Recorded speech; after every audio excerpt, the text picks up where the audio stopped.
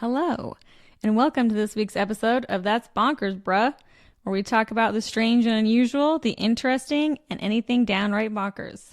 I'm your host, Kelsey. And I'm Mitch. And this week's episode is about the supposed underground tunnels that are in Ogden, Utah. Allegedly. And that's where we're from.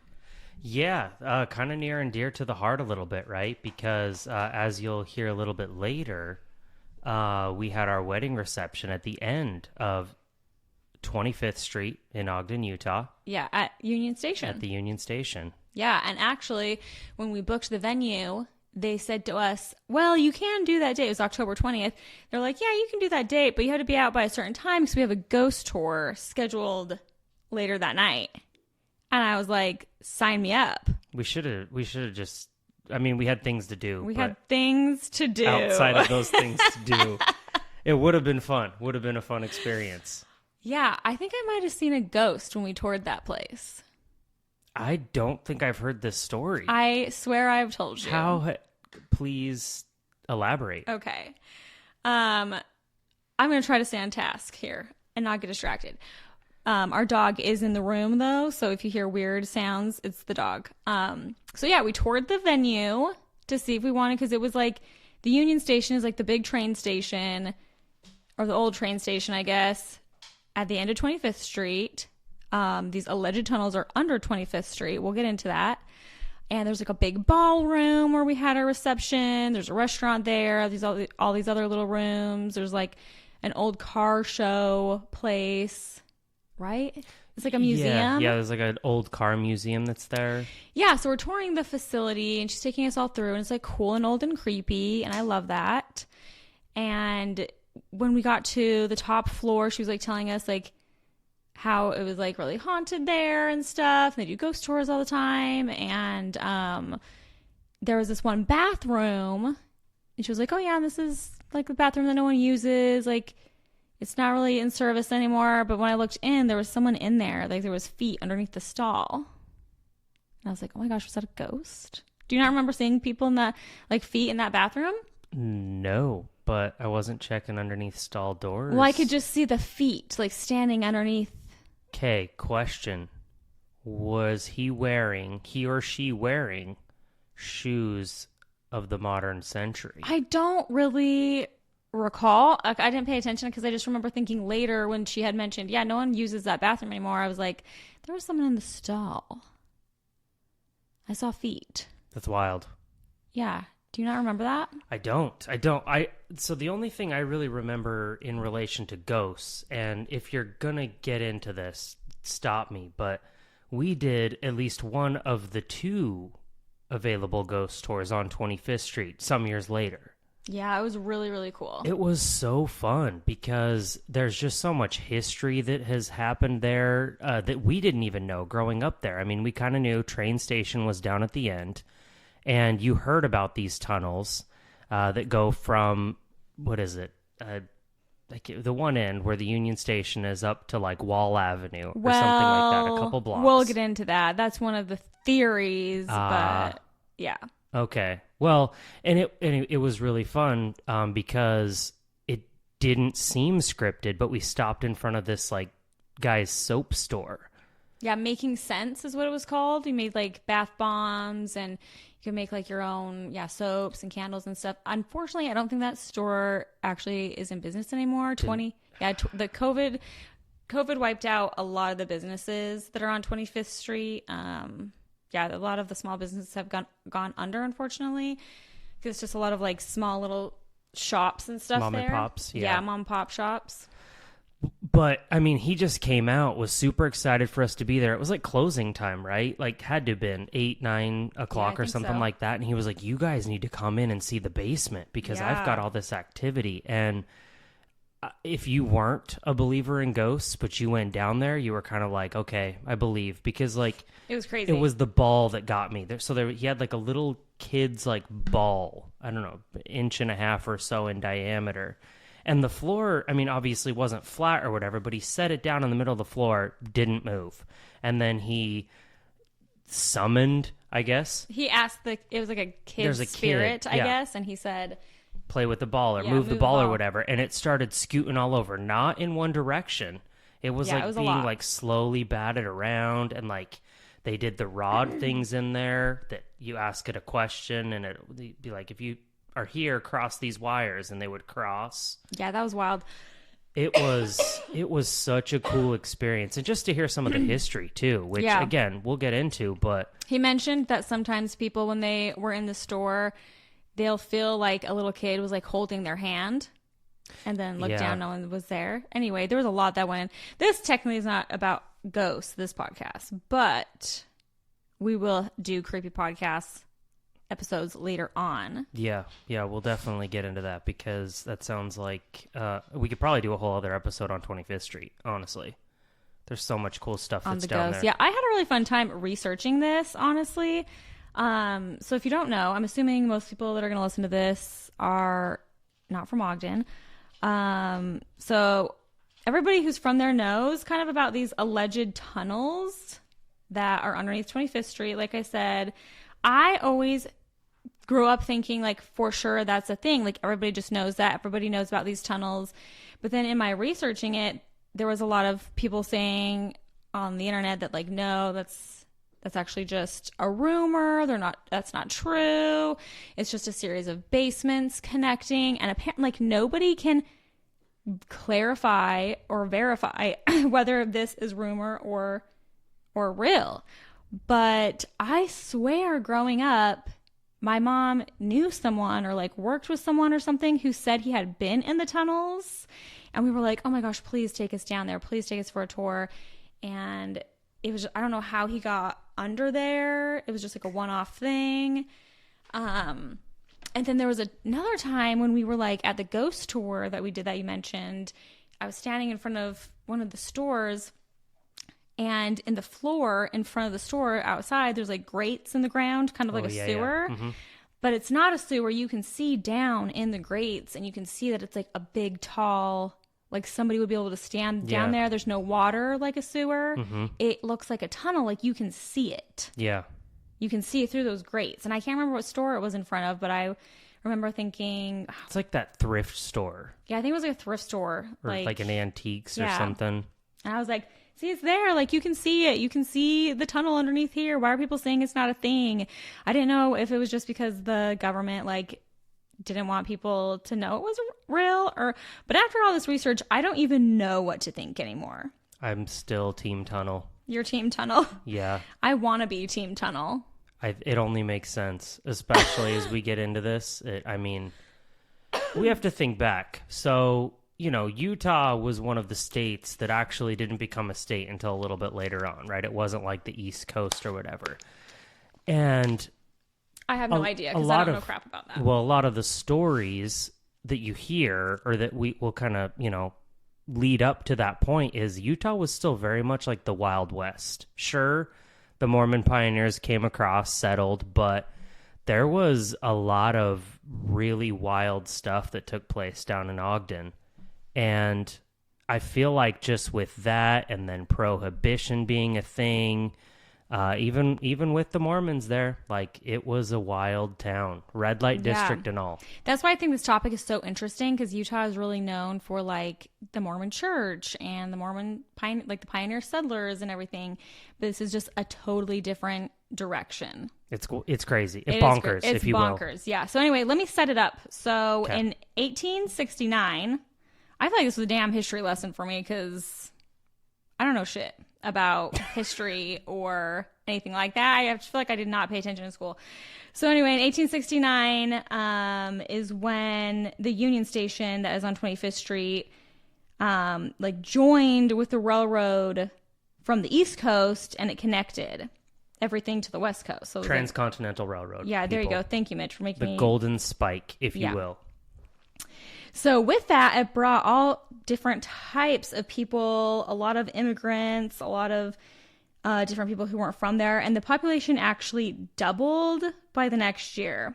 And right on 25th Street, because that was like a hot spot to get off, there was a lot of brothels and hotels and bars and stuff like that. And Ogden actually became labeled as one of the most sinful towns in America. And it stayed that way for about a century. And from what I gathered online too, I don't know if this is true or not, but something I read said that old school Ogden back then was an influence for the Las Vegas Strip, which I thought was interesting. So Sin City before Sin City. Yes, exactly. O-Town, baby. All right. So the glory days of 25th Street, when it was really crazy, was from the 1880s to about 1900, to the 1900s. And I didn't realize this, but Utah actually outlawed liquor 2.5 years before Prohibition began. Did you know that? I didn't know Utah specifically. I did know that there were states that were on board with that prior to Prohibition. And you know how I learned that? How, Mitch? Because we took our children to the Prohibition Museum in Savannah, Georgia, and learned all about it. That was, even our kids, our boys, 11 and 7, said that was the highlight of their vacation to Savannah. They're so funny. They love a museum. Yeah, we take them to Gatlinburg. What was their favorite? The Titanic Museum. Oh, that's right. Well, I guess they did love Dollywood. Yeah, and the bread. The Dollywood bread. Yeah, the Dolly bread is really good. Anyway, I digress. You're getting off track here. But no, not surprised. Didn't know though that Utah was a prohibition state before Prohibition. Okay, so during this time, during Prohibition, lots of speakeasies, as you can imagine. And the theory is, because when you go into these basements of a lot of these businesses on 25th Street, I've been in 2 of the basements. One of them was that one we did in the ghost tour when we went in the basement. Super, super creepy. And then another one was when I did one of those paint nights with my friends. And that was done in the basement. It was hella creepy. A lot of these basements have like a dirt floor. And one of them has like a marine... It was called like a marine gel, like when the Marines like... Marine tank, yeah. When they would like get too drunk and crazy at the bars, they would throw them in this tank until they sobered up. And it was super creepy. There's no windows. Anyway, but when you go down there and you look at these basements, you can tell that all the basements like along 25th Street are connected from store to store. And that part is not like a theory or negotiable. Like you can tell, like these are connected. They think that they use those to like run alcohol through during Prohibition for the speakeasies and stuff. But what the debate is, I guess, because they're all sealed off now. They're all walled off. Right. They've got the bricks. We did see that when we went inside of the whatever the soap place was. You said. Yeah, Making Sense. Making Sense. Is what it was called. It was like it was weird because it was like a hole cut in the foundation, which was not a perfect hole, but definitely like a circular-ish hole with like bricks placed right behind it. So it was like... Yeah, it was like walled off. It was walled off from the inside, though. Not inside the building, but inside the tunnels, which I thought was interesting. I don't remember those little details of that. I took mental note. Okay, well, that's good to know. But yeah, so some people say that the alleged tunnels could run all the way up to the Ben Lomond Hotel, all the way up to Wall Street. Some of them say it's really not tunnels, just connecting basements, but nobody knows really for sure. I have heard a lot too, also on that tour we went on and online, it mentions that the tunnels were used for opium dens, that the Chinese transported opium, and it was like a drug trade down there. Yeah. So, I remember I'm talking about that. Yeah. So I don't even know. It's interesting though. But super creepy. I love haunted stuff and I've always wanted to go tour them. So if anyone knows somebody that can get us into the tunnels on 25th Street in Ogden. Or who knows someone who has been down there, because I swear to you, I have heard people say they've been down there before. So anyway, 1933, they do away with Prohibition. There's still lots of crime in Ogden on 25th Street. The crime is pretty bad until about the 1950s. And by the 60s and 70s, it was pretty much dead down there, and the city decided to restore it. The city claims that when they were restoring things in the 70s and 80s, that they didn't see any tunnels. Lies. But again, can we really trust the government? Not one bit, in my opinion. Okay. All the basements, they seem to have like a north and south sealed entrance, but since they also have like ones on the other side too, some of them, like east and west, so that's why it's confusing as to like where are these actually leading. Oh, yeah. Because the north and south like makes sense because it's like an underground entrance to get into the front or the back of the store. Mm-hmm. But then the other ones, it's like where are they all going to? One thing that I found really interesting also is that on 25th Street, they had the red light district, and it was called Electric Alley. And it was right behind the businesses. And I do believe that was underground. Like they hid it. Now it's just a parking lot. But I went down a deep dive about these madams that ran these red light districts, and I thought it was so interesting. I can't help but like them. It's interesting, right? Because you're talking like professional, organized businesswomen. Yeah, and back in the day, that's a lot of you got to have a lot of sense to like manage that and not get caught. Well, they did eventually. Yeah, I mean, but pretty much inevitable. I'm going to talk about these two ladies. So two of them were like especially well known. The first one is Madame Belle London, and she owned a fair chunk of 25th Street. So she was a business queen. They like to call her the queen of the underworld. And her business was the London Ice Cream Parlor, which I think that original sign might still be up. The London Ice Cream Parlor. Do you know if it is? I saw a picture of it, but I haven't seen. The article I read was written a while ago, so I haven't seen it recently. But yeah, so that was basically like her fake cover-up business was this London Ice Cream Parlor. And then underneath or behind, they did the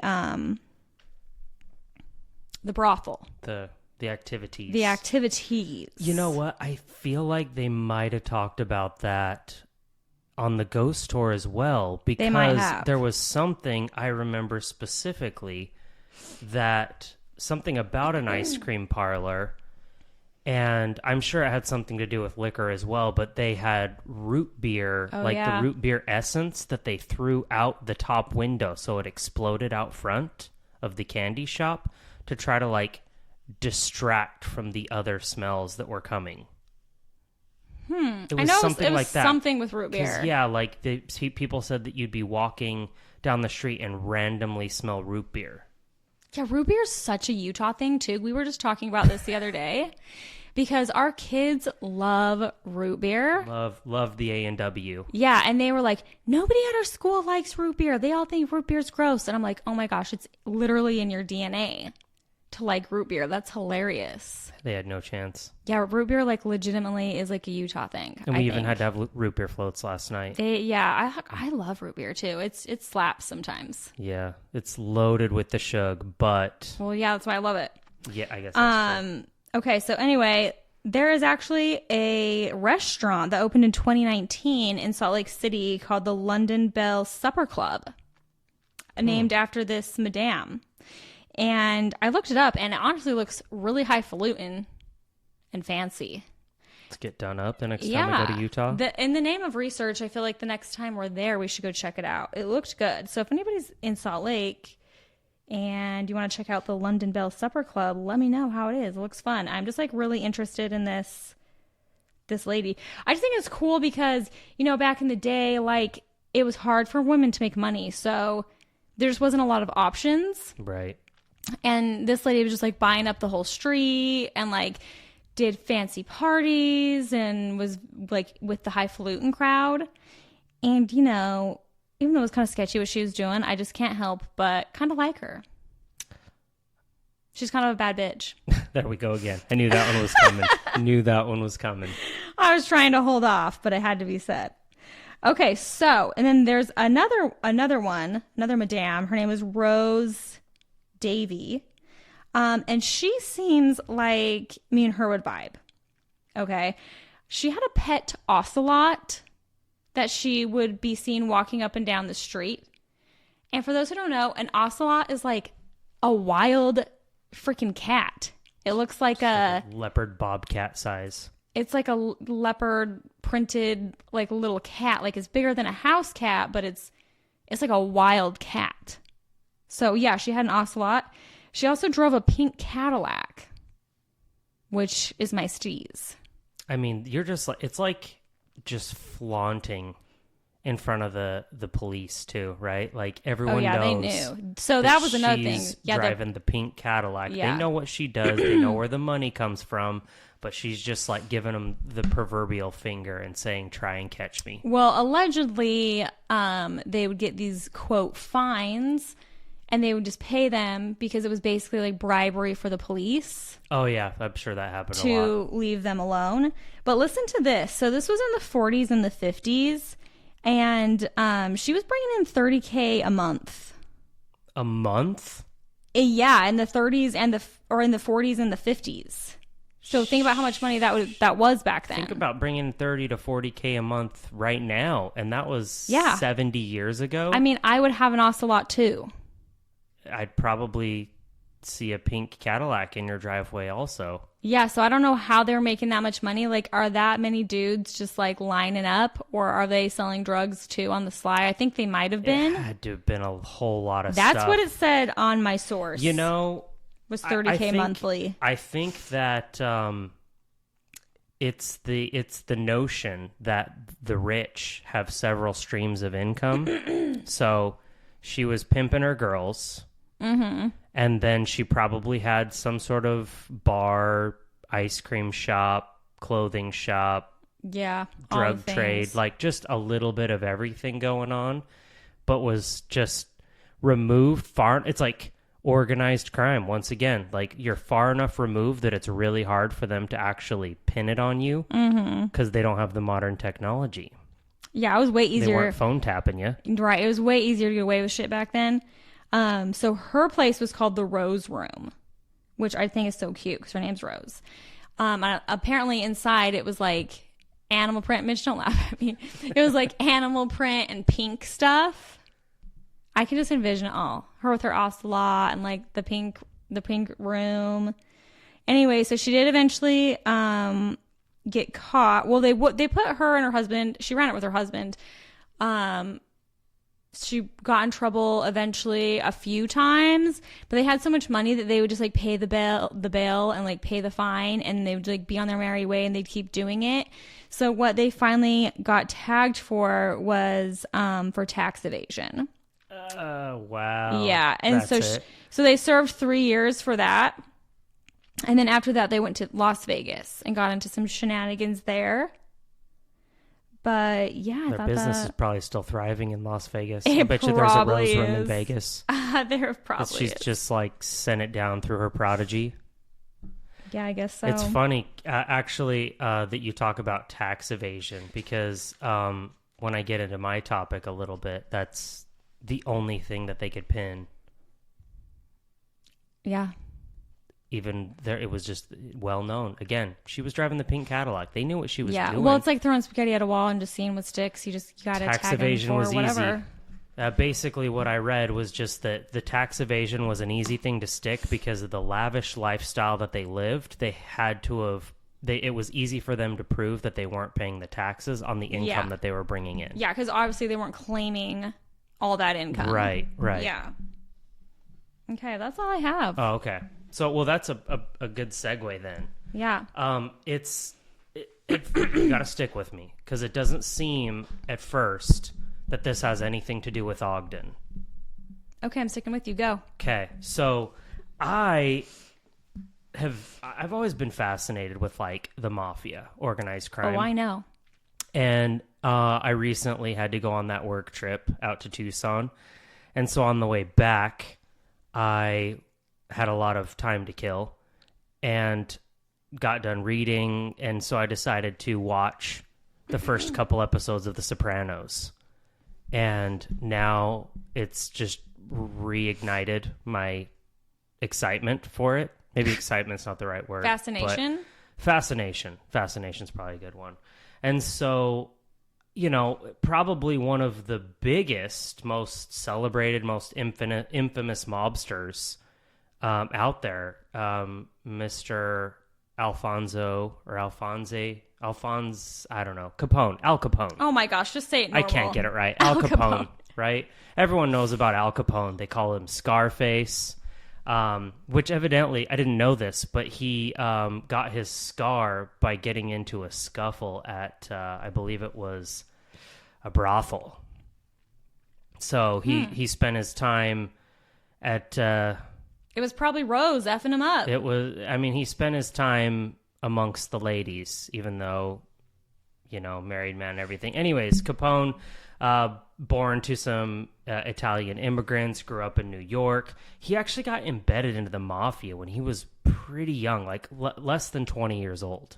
Oh, wow. I mean, the guy died of syphilis, I believe it was. So again, hitting up the brothels. He hit the brothels pretty hard. Jeez. And he was only like 47 years old.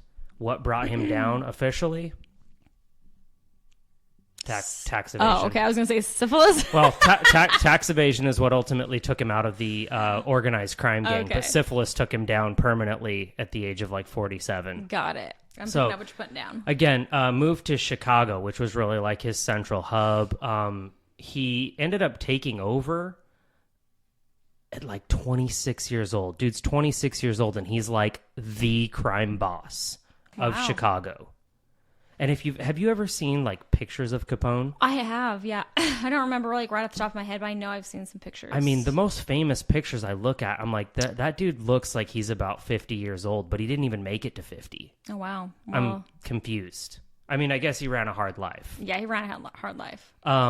But, you know, he took over an operation because the main boss, Big Jim, who ran the syndicate in Chicago, ended up dying on a hit that they can't pin to Capone, but we're like, he took over immediately after. They ran this business that was primarily brothels and gambling rackets, refused to bootleg. But as soon as obviously, as soon as Capone took over, he was like, "No, we're bootlegging." Prohibition started, tons of opportunity. Let's make crazy money. So, this guy has, you know, taken all these vices, and the only thing that they ended up pinning on him was tax evasion. Ultimately, well, let me back up. He did get in trouble at one point. For like, it had something to do with him not showing up to court for a subpoena. I can't remember what they call it, contempt or something like that. Yeah, he was held in contempt, and then like 2 days before he was supposed to go to jail, they found him and his bodyguard in Philadelphia carrying concealed weapons. So he spent a year in Philly, served 9 months, or only served 9 months because of his good behavior, was let out. But then, you know, the big thing was that he ended up getting 11 years for tax evasion because, again, how could you live this lavish lifestyle that you have and not pay all those taxes? I mean, the guy spent time at Alcatraz. Yeah, that's intense. That's wild, right? But anyways, they ultimately let him out because he was dying. His memory was gone. The syphilis had gone to his brain. Ew. Was shutting down and everything. So he essentially retired with his family to his Florida mansion where he died at the age of 48 years old. 48. Wow. Why do I bring up Al Capone? Tell me why. Because it was said that straight out of Al Capone's mouth, he called 25th Street 2-bit street. 2 bits equals 25 cents, and 25 cents is what he would pay for a prostitute. I did not know that's how it got its name. That's how it got its name. Anyways, he said supposedly, allegedly, that Ogden was too wild of a town even for him. Yeah. So he'd actually, we learned a little bit about this on that ghost tour, is that Capone shows up and he was looking at figuring out how to get his businesses going in Ogden, because again, this is pre-Vegas. He, had his enterprise going on in Chicago and was trying to figure out how to expand into this pre-Vegas area. It sounds like he did get some businesses going, a little bit of prostitution, a little bit of bootlegging or, liquor running that he would run supposedly through these tunnels after he had smuggled it over the Canadian border illegally, took the train, got it all the way to Ogden, and could distribute it. This is right up your alley. It was right up my alley. And we're not even going to talk about, well, we could talk about, but the Valentine's Day Massacre, which was another wild Capone story. You thought about 2 weeks ago that the Valentine's Day Massacre was something entirely different. I think I just had it mixed up with something else. You thought it was like something to do with a Viking massacre. You're right. Or I something. I did think that. I got it mixed up with another one. I can't remember what the Viking massacre is called again. I don't know. Yeah, I'm a dude. I like all that stuff. I know, you're so weird. It's just wild. You're such a dude. Thank you. Anyway. So, anyways, that's pretty much all I've got on Capone. But the 25th Street stuff, again, 2-Bit Street, often referred to. There's the red light district. You can get some pretty cool stuff off of this website that I found. It's just called utahstories.com. Mm-hmm. And it shows a lot of the old pictures where you could see people out front of their stores. Takes a little bit of the detail that you took about how things really got started and how there was a crazy mob scene that came there from New York and Chicago, a.k.a. Capone. The brothels and how it took some time to clean up, everything like that. It's a wild place. It's the Wild Wild West. It was literally the Wild West. Yeah, 25th Street's cool. It's fun. Another interesting fact about 25th Street is that they actually filmed some scenes from Yellowstone there. Yeah, they've actually, I've actually meant to Google that before, because I know that there has been a lot of there's TV that's been a recorded on 25th Street. But Yellowstone's just so well known, so many people watch it. Mm-hmm. And yeah, it was being recorded on 25th Street. So. Yeah. We weren't there, right? We weren't there when it happened, but it was like your parents I don't remember. told us about how they had to like shut down half the street because Kevin Costner was there with the whole crew and they were doing something at one of the shops. Yeah, I don't know. I don't really know the details. I just thought that was interesting. But yeah, a funny thing about Ogden is that it oftentimes smells like dog food. Oh, yeah. Because there's a dog food factory downtown. And one of my clients is a flight attendant. And she told me on one of her trips, she's like, oh, I was in your hometown. I went to Ogden. She's like, is it just me or does it smell like dog food? I'm like, no, it totally does. That's so funny that you said that. Like, there's a dog food factory right there. That's why. Oh, sounds like a lovely place, doesn't it? Yeah. It was. We're really selling it. It was. It's a fun place to go, though. I mean, you're 30-ish minutes north of Salt Lake City, so it doesn't take that long to get to downtown Salt Lake if you want. But Ogden in itself is just a cool place to go walk around, check out the ghost tours. You're not far from the ski resorts. Mm-hmm. Yeah, we love a ghost tour. I try to do a ghost tour everywhere I go. We've done one in Charlotte and Uptown. Twice. Yep, we did one. Did we do one in Savannah? No, we didn't do it in Savannah because it was too cold, but we did go to the creepy cemetery and drive around. That's right. We hit the creepy cemetery. The other one that was cool was in Tampa. We did one in Tampa. Because we went to Ybor City. Yeah. Ybor City was really cool.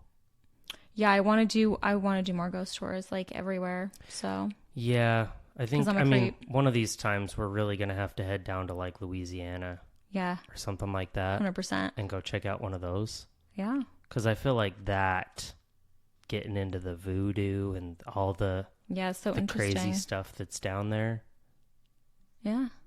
One day. One of these times. Yeah. Well, that's pretty much all I got about it. Next week, we're definitely going to dive into some more Love is Blind stuff.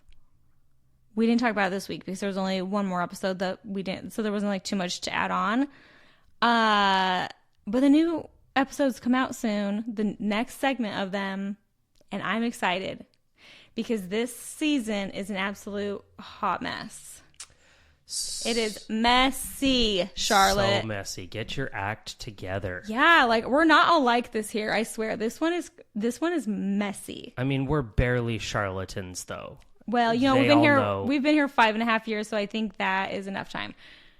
But yeah, it's just interesting. A lot of people online are saying like, "Oh, we're embarrassed to be from Charlotte because this season is so crazy and these girls are ruthless and the mayor needs to come on and make an announcement. We're not all this way." I'm sure the mayor has better things to do. The mayor needs to focus probably more on the infrastructure so that we can handle all the people moving here. Stop, by the way. We like it here, but like, don't come here. We're going to run out of places. We don't have to room. Eat, and there's way too many apartments already. Mm-hmm. So anyway. So, yeah. Is that all you got, Mitch? I think that's all I got. I think that I was just trying to figure out how to let the people know what's coming next for us. So, we planned on putting together a handful of these episodes that we want to release all at the same time. The plan is that we will have these released on Spotify, on Apple Podcasts, and ultimately YouTube. So all the things. There will be only audio on YouTube, though. We need some time to get the video acclimated. portion is too much for me right now. I don't have any idea how to do it. It's just too much. It's a whole nother level of confusion and learning. Also, we do these at night, and I don't want to look presentable. It's like 10 o'clock at night right now. I have no makeup on. Same girl. Mitch has no makeup on. He took all his off.